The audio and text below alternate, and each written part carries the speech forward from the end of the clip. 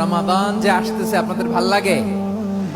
রমাদান নাম শুনলেই মুমিন হৃদয়ে বয়ে যায় প্রশান্তির ফল্গু ধারা, ঠিক কিনা?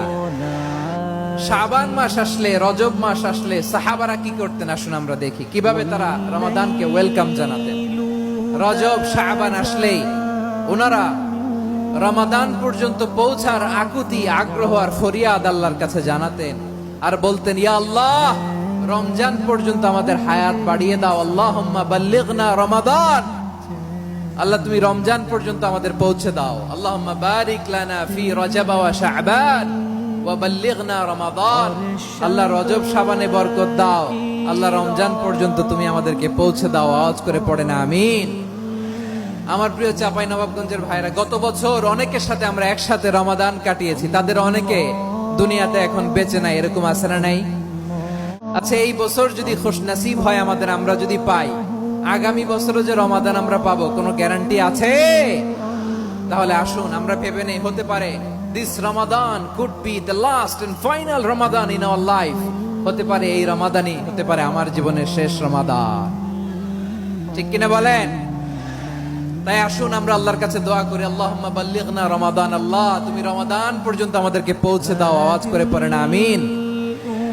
ইবনু রাজব আল হাম্বলি লাতাইফুল মাআরিফের মধ্যে লিখেছেন, সাহাবারা ওনারা রমাদান কেন্দ্রিক, আমাদের সালাফ সালফে সালিহিনরা রমাদান কেন্দ্রিক জীবন কাটাতেন। ওনারা রমজান আসার 6 মাস আগে আল্লাহর কাছে দোয়া করতেন, আল্লাহ রমজান পর্যন্ত পৌঁছে দাও। রমজান চলে যাওয়ার পরে বাকি 6 মাস আল্লাহর কাছে দোয়া করতেন, আল্লাহ এই রমাদানে যে ইবাদত করেছি ইবাদত গুলো তুমি কবুল করে নাও। সুবহানাল্লাহ। তাহলে পুরো বছর রমাদান কেন্দ্রিক জীবন। রমজান আসার আগে 6 মাস দোয়া করতো, আল্লাহ আমরা যেন রমজান পাই। রমজান চলে যাওয়ার পরে বাকি 6 মাস বলতো, আল্লাহ রমজানে যে ইবাদত করেছি এগুলো তুমি কবুল করে নাও। সুবহানাল্লাহ। আবার এই শাবান মাসে আল্লাহর হাবিব সাল্লাল্লাহু আলাইহি ওয়াসাল্লাম সবচেয়ে বেশি রোজা রাখতেন। কানা ইয়াসুমু শাবানা কুল্লাহ, সবচেয়ে বেশি রোজা রাখতেন শাবান মাসে। ওয়া কানা ইয়াসুমু শাবানা ইল্লা কালিলা, শাবানের অল্প কয়েকদিন ছাড়া পুরো শাবানটাই বিশ্বনবী রোজা রাখতেন। সুবহানাল্লাহ পড়েন। এই শাবানে আপনারা রোজা রাখছেন তো? রাখছেন? আল্লাহ তুমি কবুল করো, আমরা সবাই পড়ি আমিন। এই শাবান শেষে আমাদের মধ্যে আগমন করবে রমাদান, এবং এই রমাদানুল মুবারক আল্লাহ তাআলা আমাদের জন্য সিয়াম ফরজ করেছেন। কি ফরজ করেছেন?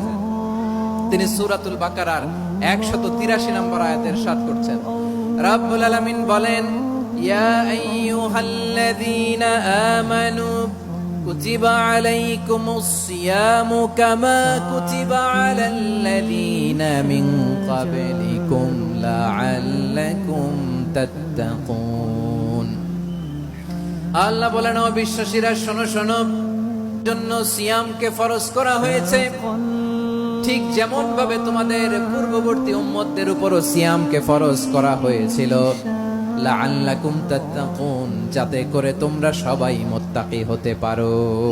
সুবহানাল্লাহ বলেন, যাতে করে তোমরা আল্লাহ সচেতন হতে পারো। তাহলে সিয়ামকে, এই সামনে যে রমাদান আসতেছে আমার প্রিয় ভাইয়েরা, এই পুরো রমাদান ব্যাপী সিয়াম সাধন করা, সিয়াম পালন করাকে আমাদের জন্য ফরজ করে দিয়েছে কে? রমাদানের রোজা রাখার নফল নাকি? রমাদানে সিয়াম পালন করা কি নফল? সুন্নাত? তাহলে কি ফরজ? আওয়াজ করে বলেন, রমাদানের রোজা রাখা কি ফরজ? এটা শুধু আমাদের উপরই ফরজ না, আমাদের আগে যত জাতিগোষ্ঠী এই পৃথিবীতে এসছে সবার উপরে সিয়াম পালনকে ফরজ করেছে কে? সবার উপরে আল্লাহ তাআলা সিয়াম পালনকে ফরজ করেছিলেন।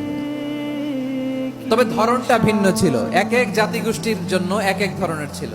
আমাদের জন্য সিয়াম ফরজ টানা 1 মাস 30 দিন বা 29 দিন।